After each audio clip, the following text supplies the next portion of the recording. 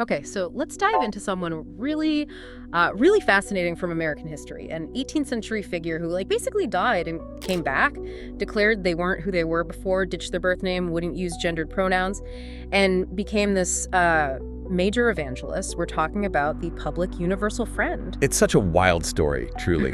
We're going deep on the public universal friend who started life as Jemima Wilkinson. We're, looking at his historical biographies, different accounts, and our mission, I guess, is to kind of peel back the layers on this really enigmatic, gender-defying prophet and the whole community they created, and maybe how it all echoes today. Right. So the story kicks off with Jemima Wilkinson, born 1752, Rhode Island, Quaker family. Pretty standard stuff for the time, maybe. Seems like it.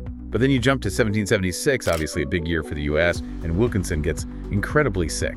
Probably typhus, historians think. And this is the turning point. After almost dying, they come out saying, Jemima's dead, my body's still here, but it's animated by a new spirit, God's messenger, like a total reboot. Exactly. A complete identity shift.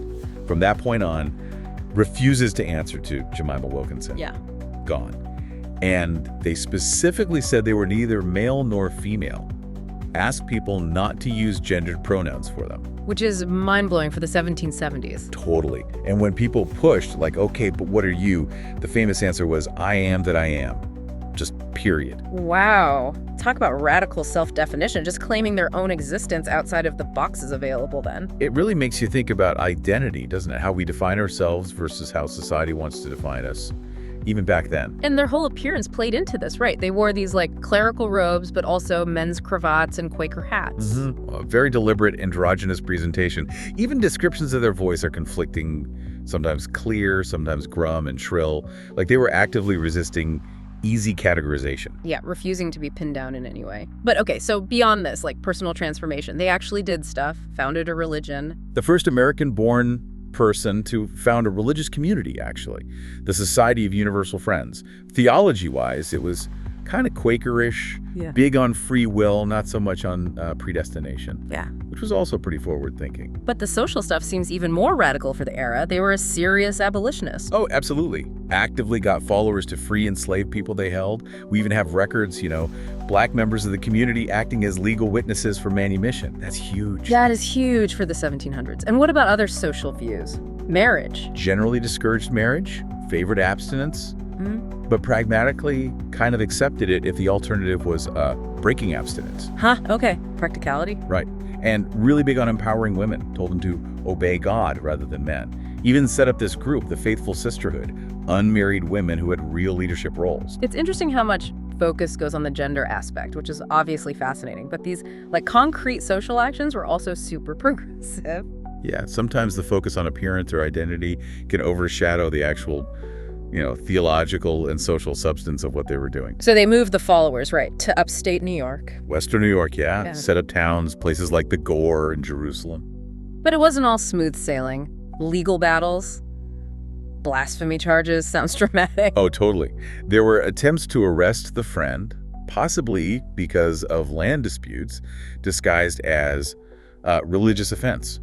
Picture this, a posse showing up, maybe even with an ox cart, to haul them away. An ox cart, you're kidding. Nope. There's one story where a doctor with the posse declared the friend too sick to travel, so they negotiated a court appearance instead. Okay, that's wild. And what happened in court? Get this, the court ruled no crime had been committed. Oh. And then they invited the friend to preach a sermon. Right there. Seriously, from accused blasphemer to guest preacher. Seems so. Just adds another layer of strangeness and charisma to the whole story. So, the friend died in 1819. And the society sort of faded out by the 1860s. Yeah, it didn't last long after the friend's death. But the legacy, how we interpret the friend now, that's really interesting. How so? Well, you see different takes. Some paint the friend as, manipulative.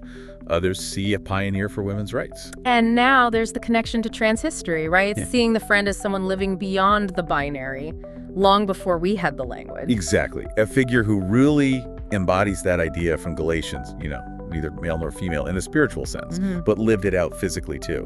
It challenges how we apply modern labels to the past, but the resonance is there. So yeah, the public universal friend. Just a completely unique figure who stepped outside pretty much every category available in 18th century America, challenged all the norms. Definitely. A profound example of someone demanding the world accept their self-definition. It really makes you wonder, in our time where we're so caught up in labels and identity politics maybe, what can we learn from someone centuries ago who just stood up and said, I am that I am?